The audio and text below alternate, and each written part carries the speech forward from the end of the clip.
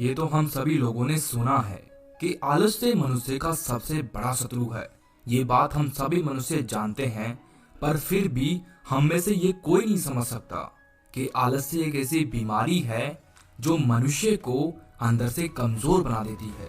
अगर हम अपने जीवन से आलस्य का त्याग कर दें तो इस संसार में ऐसा कोई भी कार्य नहीं है जिसे हम नहीं कर सकते। हम हर कार्य को जो हमें असंभव लगता है हम उसे भी कर सकते हैं। आप क्या करते हैं? अपने काम को कल पर टाल देते हैं और फिर आपका वो कल कभी आता ही नहीं है। इसीलिए आप किसी भी कार्य को नहीं कर पाते। अगर आप अपने कार्य को समय पर पूरा कर ले तो आपका कार्य समय पर पूर्ण हो जाएगा।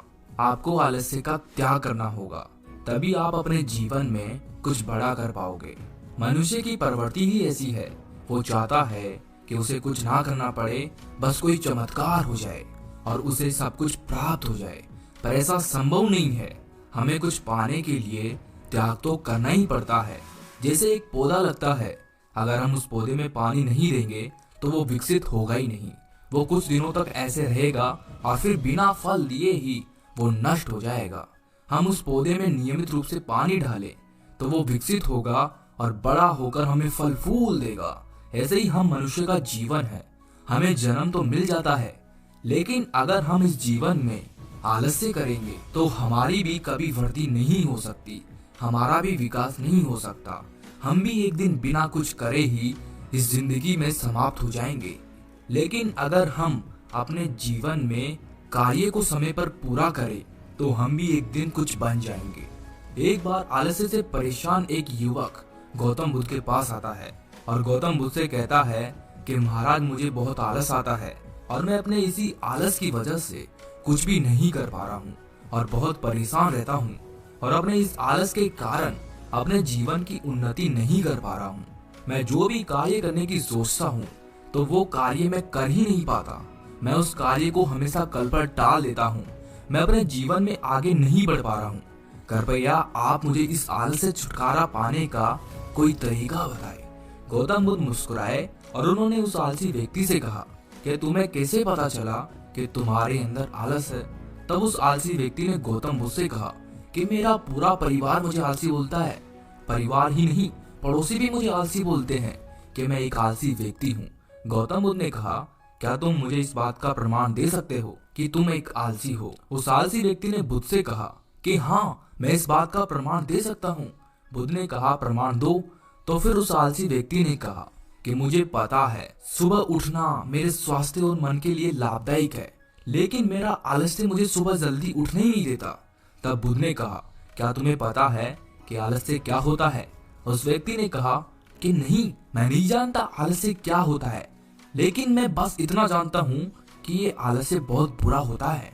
फिर गौतम बुद्ध ने कहा कि आलस्य एक मानसिक व्यवस्था का एक विचार है जिसे जाने अनजाने में हम मनुष्य खुद ही अपने अंदर पैदा करते हैं। आलसी व्यक्ति ने कहा, मैं कुछ समझा नहीं, ये कैसे पैदा होता है? फिर बुद्ध ने उस व्यक्ति से कहा, देखो, हमारे अंदर आलस दो कारणों से पैदा होता है।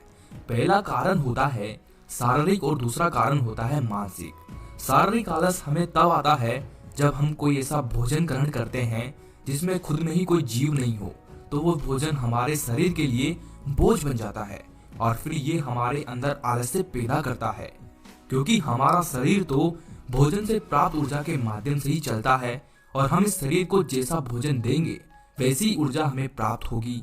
अगर तुम्हें आलस्य से बचना है तो आसानी से पचने वाला भोजन करो जो कि हमें प्रकृति से प्राप्त होता है, उन्हें अपने भोजन में शामिल करो। शारीरिक आलस्य का दूसरा कारण है गलत तरीके से चलना, गलत तरीके से बैठना, गलत तरीके से सोना।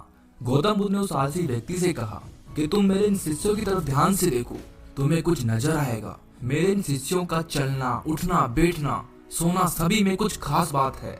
इनके चलने में एक तालमेल है और जब ये बैठते हैं तो इनके रीढ़ की हड्डी बिल्कुल सीधी होती है और इनकी गर्दन उठी हुई होती है, और जब ये सोते हैं तो इनका शरीर शांत और स्थिर होता है। जबकि एक आलसी व्यक्ति जब चलता है तो वो धीरे धीरे आराम आराम से चलता है, जैसे कि उसे चलने में भी जोर आ रहा हो। वो झुक के चलता है। जब मेरे ये शिष्य सोते हैं तो ये आराम से और शांति से सोते हैं, इन्हें गहरी और आरामदायक नींद आती है। तब उस आलसी व्यक्ति ने कहा कि बुद्ध, क्या पर्याप्त नींद लेना भी जरूरी है? बुद्ध ने कहा कि ना तो हमें ज्यादा सोना चाहिए और ना ही हमें कम सोना चाहिए। ये दोनों ही आलस्य का कारण होता है। हमें पर्याप्त मात्रा में ही नींद लेनी चाहिए। अगर हम रात को ठीक तरह से सो नहीं पाते, रात को लेट सोते हैं और सुबह जल्दी उठ जाते हैं, तो हमारा दूसरे दिन का हाल बहुत खराब हो जाता है।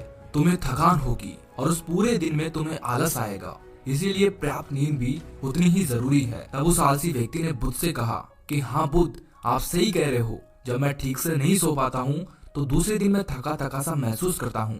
बुद्ध ने कहा शारीरिक आलस्य का तीसरा कारण है जल्दी ना उठना। तब उस आलसी व्यक्ति ने गौतम बुद्ध से कहा कि हाँ बुद्ध, मैं भी सुबह जल्दी नहीं उठ पाता हूँ। तब बुद्ध ने उस व्यक्ति से कहा कि जब तुम रात को जल्दी सोओगे तभी तो आप जल्दी उठ पाओगे। बुद्ध ने कहा कि ये जो मेरे शिष्य हैं, इन सभी ने रात्रि में अपना सोने का एक समय निर्धारित कर रखा है, तभी ये रोज सवेरे जल्दी उठ पाते हैं। अगर हम जल्दी नहीं सो पाएंगे तो जल्दी उठ भी नहीं पाएंगे। मेरे सभी शिष्य अनुशासन का पालन करते हैं और यही अनुशासन इनके जीवन में संतुलन लाता है। अनुशासन किसी को पसंद नहीं है। सभी को अनुशासन में रहना बंधन के समान लगता है। तुम्हें लगता है कि अनुशासन तुम्हारी स्वतंत्रता छीन लेता है, पर ऐसा बिल्कुल भी नहीं है। बल्कि अनुशासन तुम्हें बांधता नहीं है, तुम्हें स्वतंत्र करता है। अगर हमें आलस्य से छुटकारा पाना है तो हमें अपनी दिनचर्या निर्धारित करनी पड़ती है। तब उस आलसी व्यक्ति ने गौतम बुद्ध से कहा कि हे बुद्ध, मैं शारीरिक स्तर पर आलस्य को समझ तो गया, लेकिन मुझे ये समझ नहीं आ रहा कि मैं शुरुआत कहाँ से करूँ। अच्छा भोजन करने से, ठीक से नींद लेने से, ये ठीक प्रकार से चलने बैठने से। तब गौतम बुद्ध ने कहा कि तुम अभी से इसी वक्त से शुरुआत करो। अभी तुम मेरे पास बैठे हो तो तुम्हें कैसे बैठना है, फिर तुम जाओगे तो तुम्हें कैसे चलना है। तुम अभी से ही अपने आप में बदलाव लाओ। बुद्ध ने उस आलसी लड़के से कहा कि शारीरिक स्तर पर तो तुम आलस्य को समझ गए हो, अब तुम्हें मानसिक स्तर पर आलस्य का कारण समझो। बुद्ध ने कहा मन स्तर पर आलस्य का पहला कारण ये है हमारी पुरानी गलत धारणाएं। जब हम किसी काम के लिए खुद को काबिल नहीं समझते तब हमारे भीतर आलस उत्पन्न होता है। जब हमारा मन ये मान लेता है कि पिछली बार भी मैं सफल नहीं हुआ था तो इस बार मैं सफल नहीं हो पाऊंगा, तो उस काम को करने में तुम्हें आलस्य आएगा ही आएगा। जबकि हमें ये पता नहीं रहता है कि पिछली बार में और इस बार में काफी अंतर है। जब हम कोई कार्य करते हैं तो हमें पहली बार उस कार्य का अनुभव नहीं रहता है, लेकिन जब हम दूसरी बार कोई कार्य करते हैं तो हमें अनुभव रहता है कि हमने पहली बार जब ये कार्य किया था तो मैं किस कारण से असफल हुआ था। हम मुझे वो गलती नहीं करनी जो मैंने पहले कार्य में करी थी। हमने पहले कार्य से बहुत कुछ सीखा है। इसीलिए मानसिक आलस्य से बचने के लिए स्वयं पर विश्वास करना सीखो और कोई भी कार्य करो तो सकारात्मक सोच रखो। आलसी व्यक्ति ने कहा कि हाँ बुद्ध, मुझे समझ में आ गया है। तब बुद्ध ने कहा कि मानसिक स्तर पर आलस्य का दूसरा कारण है छोटी सोच वाले आलसी व्यक्तियों के साथ रहना। बुद्ध कहते हैं कि आलस्य हमारे अंदर नहीं होता, हम खुद आलसी नहीं होते, लेकिन अगर हम ऐसे लोगों के साथ रहते हैं जो कि आलसी हैं, तो हमारे ऊपर भी उसका प्रभाव पड़ता है। धीरे धीरे हम भी आलसी बन जाते हैं, कामचोर बन जाते हैं। उस आलसी व्यक्ति ने कहा हाँ बुद्ध, ऐसा है। हम दूसरों की नकल करते हैं। हम सोच लेते हैं कि इसका कुछ नहीं हुआ तो मेरा क्या होगा। जब इसे ही सफलता नहीं मिली तो मुझे भी नहीं मिलेगी। वो लोग हमें अपनी छोटी सोच के कारण आगे बढ़ने ही नहीं देते और हम उनके साथ चलते रहते हैं तो हम भी आगे नहीं बढ़ पाते। वो लोग हमारे अंदर नकारात्मक भाव पैदा कर देते हैं। फिर बुद्ध ने कहा कि सबसे पहले तो तुम उन आलसियों और कामचोर व्यक्तियों की संगति से बचो, उनके साथ रहना बंद करो, तभी तुम कुछ कर पाओगे। बुद्ध ने फिर आगे कहा कि मानसिक आलस्य का तीसरा कारण है काम को टालने की आदत। तुम आज का काम कल पर और कल का परसों पर टाल देते हो और तुम्हें पता ही नहीं चलता कि कब वो तुम्हारी आदत बन जाता है और ये आदत तुम्हारी जिंदगी बर्बाद कर देता है।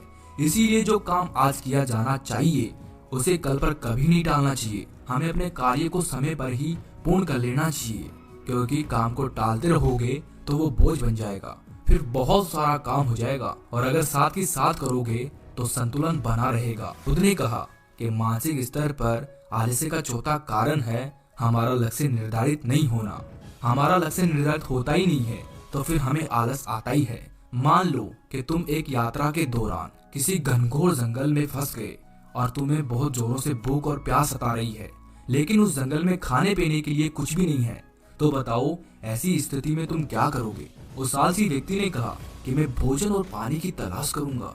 मैं कोशिश करूंगा कि मैं जल्दी से जल्दी इस जंगल से निकल जाऊं और पास के गांव में जाकर भोजन और पानी की तलाश करूं। बुद्ध ने कहा कि अगर वहां से निकलने के बाद भी तुम्हें भोजन पानी ना मिले तो तुम क्या करोगे? उस आलसी व्यक्ति ने कहा कि मैं तब भी प्रयास करूंगा क्योंकि मेरे पास कोई दूसरा विकल्प नहीं होगा।